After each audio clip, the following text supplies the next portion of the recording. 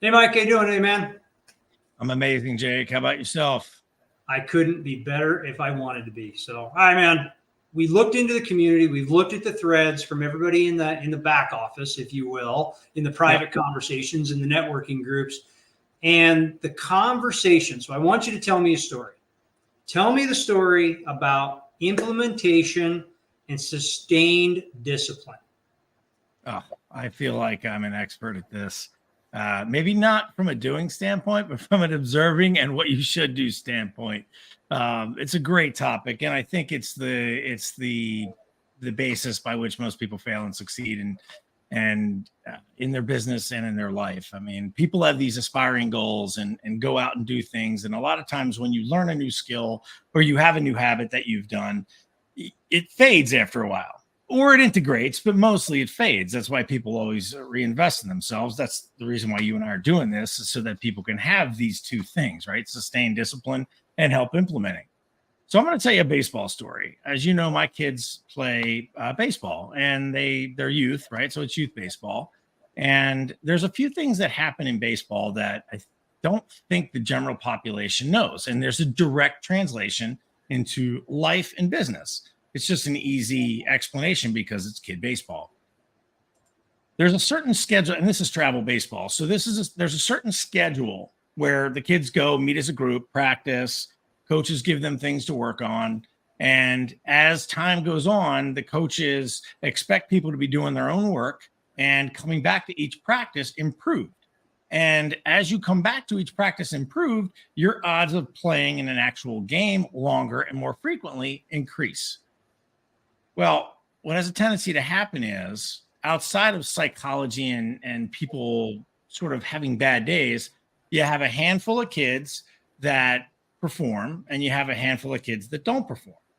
And then as you duplicate this stuff throughout the course of your baseball career as a youth, I'll call it career, the people that have a tendency to succeed do this more frequently, do this more often, and then eventually those that actually make it to the professional level have done a few things. They've implemented more. They've taken the basic reps when no one's watching more. They've sustained a practice of self-care.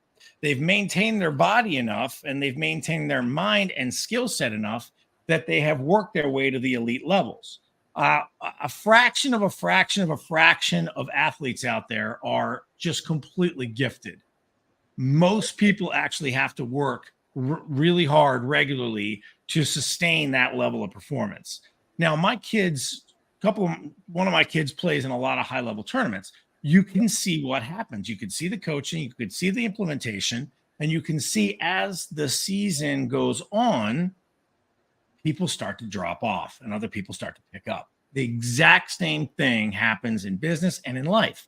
I mean, think about it, Jake. You're a coach, right? I'm going to hand a baton over to you on this one, but you've seen it, right? Sustained discipline just means implementing over and over and over again, but having the eyes on the prize, but also implementing the suck, doing the things that are just miserable, bookkeeping, paying bills, billing clients, just stuff that's just non-sexy. What do you think about that? Well, you said something there that I want to touch on, and we've heard this quote before, and you basically said it was integrity is doing what's right when nobody else is watching. And you said the same thing about reps regarding what the boys are doing in ball and what soccer players are doing. And, we just came out of the Olympics. Guess what? Those guys are at the pool by themselves. They're on the court by themselves. They're at the batting cage alone. The dude that won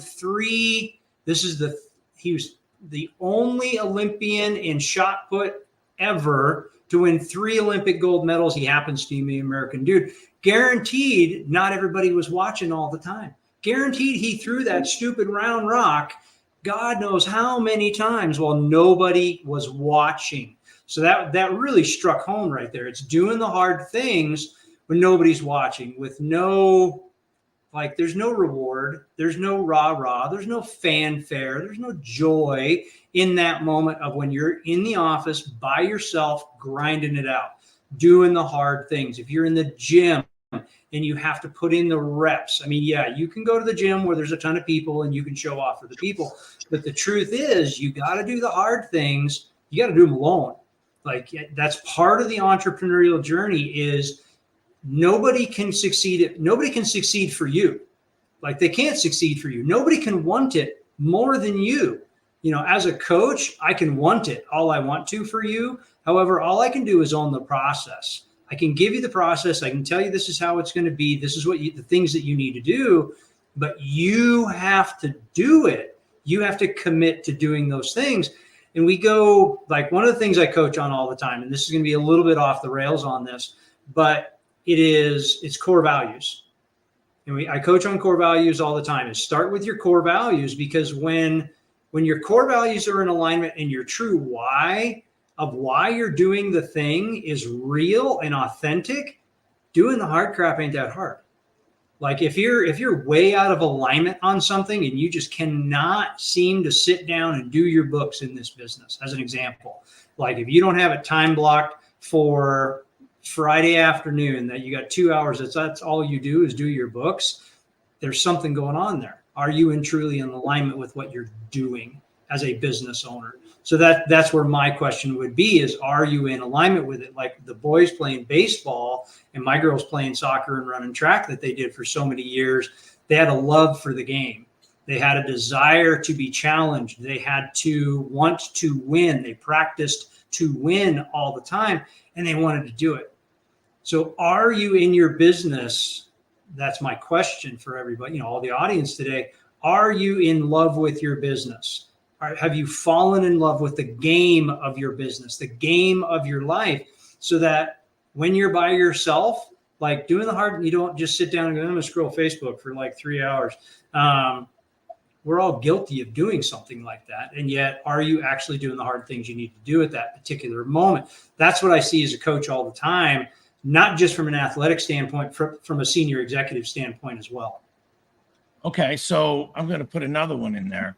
And this is where I think a lot of people fail in terms of implementation. And we'll go back to the baseball analogy. When you break a player down on offense or defense, and there's all these nuances to hitting, right? There's hand position, there's load, there's weight distribution, how far back your hands go, what you're concentrating on, what part of the body are you choosing to use, swing path, and on and on and on and on and on. Well, everyone's got a block that they're kind of working out of. Each person's different. But if you know that overall, you know, you've got to fix 10 things, you can't begin to fix 10 things until you start taking the implementation, sustained discipline model we're talking about here, and just work on different pieces, knowing the outcome or actually changing the minor outcome for the major outcome. And in some cases, it's just, you know, when you get an athlete, it's just strength, right? Like you're doing everything right, but the right things aren't happening. It's just overall strength. And sometimes that comes with maturity, and that comes with, or convincing. I mean, again, in business and in life, right? We always are getting more mature. Some of us get a little more immature as we get older, which is totally okay in certain respects, right? I mean, I guess I'm guilty of that as well. But the longer you're in the game, so to speak, of business and in life, the hack with business, though, is you can kind of fake it a little bit till you make it, because you can always impose through different self-talk and mantras and rituals. You can kind of boost your strength a little bit. Now, nothing's going to trump experience, right? You're kind of gambling at that point. You're taking calculated risks. When you're in business and you're boosting yourself, you're really betting on yourself. And that's what I think everyone means when they say, hey, you know, I bet on myself, right? And I just did it over and over and over and over again until I got it right. Well, there's that delta, right? There's that, hey, shit, I'm going to believe myself. And then I'm going to convince myself. And then all of a sudden I am myself. And I went through these progressions, right? I needed to change 12 things. I changed 12 things. I needed to change 12 things. I changed 12 things over 12 months. I changed 2 things a month over 12 months. And now I've been duplicating that over the next 25 years, adding on skills, of course. But the things that you weren't good at, you weren't good at. The strength comes from that right there. Now, again, if we're talking about sports and athletics, everyone knows you got to get strong or flexible, one of the two, which again, you keep paralleling to business all day long. So as I talk about this, what are you feeling when you hear me say this? And how can we relate this stuff a little bit from your voice to the audience? All right. So before I answer that question, so we got to make sure we talk to you guys about, and a lot of people in the audience, as they're here now, are like, well, you guys are talking super high level, 30,000 foot view. Can you give us some super specific tactical stuff? Yeah, absolutely we can. Because guess what? Mike and I do at least twice a month. We're doing live coaching sessions. We want you to be part of it. Guess what? There's a subscribe right down there that you can subscribe to the show. Part of your donation goes automatically to Boys and Girls Club and Wounded Warriors, because those are the organizations we're passionate about. They're building people. They're growing people. They're getting better. They're getting stronger per this conversation. There's a lot of stuff in that subscription side that you can get real specific and real tactical, including the Playbook of Disruption, which is a book that Michael and I are drafting and putting out. Everybody gets it. That's part of this community. So join the community, and that's what you're going to do. This is about getting your reps in. You want to get specific, get on the backside of the wall. So with that, and I totally agree. And you hit it again, man, because you even said, it's doing the things again and again and again and again and again, and betting on yourself again and betting on yourself again and betting on yourself again until you get it right. That's totally what it is. And you even broke it down. I don't really look at sports and business and life being different. I don't play those games differently than I would any other thing. If I need to get better, most people know that I've been a professional archer forever. I shoot a bow, right? And that's what I do. And I have shot a bow since I was like this tall. So now I'm this tall, let's be honest. But I have done that forever. And guess what I was doing this morning? I was standing outside practicing the exact same shot I have practiced for like 45 years, the exact same thing. Am I good at it? Yes. Should, by all accounts, do I ever have to shoot that shot again? No. However, if I'm going to continue to master it, I have to get better at it. And there was a tiny little tactical thing I recognized this morning I needed to change. And so I had to practice through and focus on that one thing. And you specifically said that, is it switching your grip a little on the bat? Is it strength? Which little thing is it? In business, it's KPIs. We have to pay attention to the thing that's working, and we have to keep practicing on the thing that's working. But we also have to know what we need to get stronger at. What can we get better at? What's the specific tactical thing? KPIs, key performance indicators for those acronymically challenged. What is the thing you need to get stronger at? And we talk about doing the hard things. So like one of the hardest things as an entrepreneur, it just is, and this is just where this comes out, is picking up the bloody phone. Picking up the phone and dialing the phone and calling new business. Calling those 5 people every day that you haven't talked to and always asking for the business. That's probably one of the hardest things that we have to repeat and repeat and repeat until we get it right. How many times, so like I know you do this. I know in your business you're very tactical about this. How many times, because I bet you know the number, or pretty darn close to it, how many no's do you have to get before you typically get a yes? Again, that all depends on the average. I mean, sometimes it's 100, sometimes it's 10, sometimes it's 9. It depends on the month. I mean, I know you have the statistical answer. I've gotten months where I've gotten all yeses. I've gotten months where I've got 100 no's and then 1 yes. So I would say 1 out of every 10. That's usually my average. Okay, 1 out of every 10. That's quite honestly, that's close to industry standard, straight across the board. Those that are doing it really well, like 4-to-1 conversion rates. 1 in every 4 people I talk to will give me a appointment.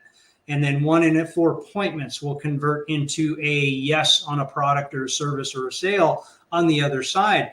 And then you can build it back up going the other way, right? If I had 4 people I had to talk to set an appointment, how many people did I have to call to even get that? So it's understanding which one of those do I need to fix. And a couple of them have massive, massive impacts on closed revenue.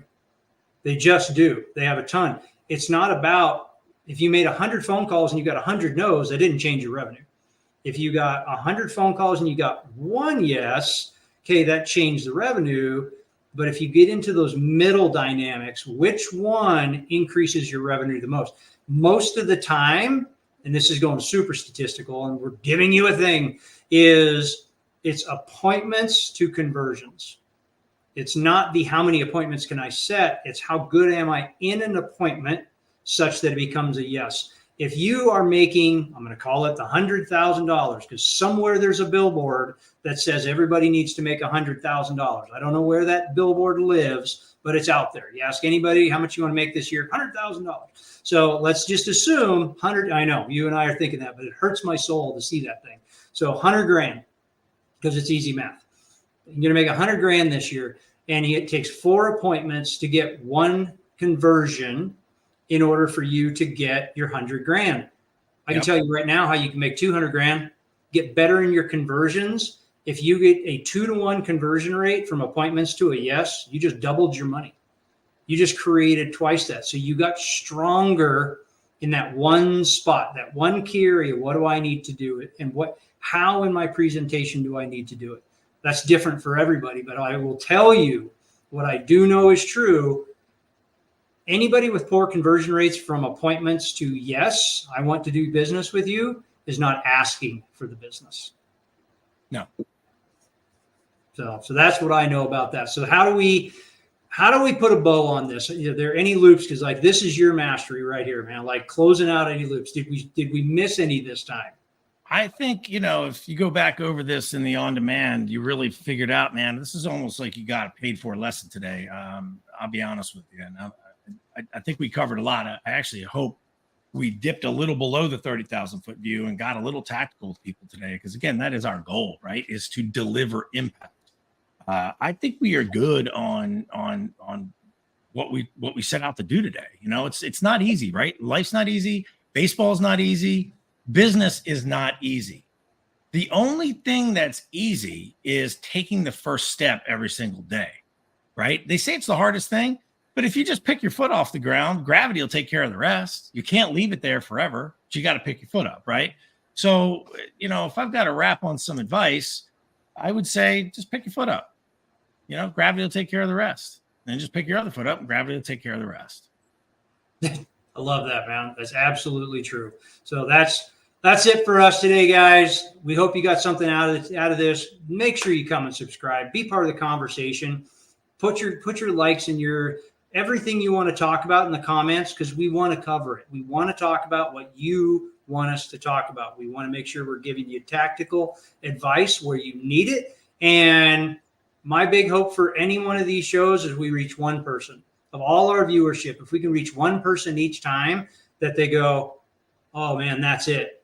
That's what I needed to hear today. That's impact. That's what we're here to do. So that's what we love. Guys, thanks for Total Disruption. And keep an eye out for the special that we're about to have relative to the conference we just held. It was an amazing event all day on Saturday. We had 16 speakers aside from Michael and I, and it was really fantastic. We're putting all that content together for everybody for recorded on the subscription side, but keep an eye out for the special on E360 TV so you guys can check that out too.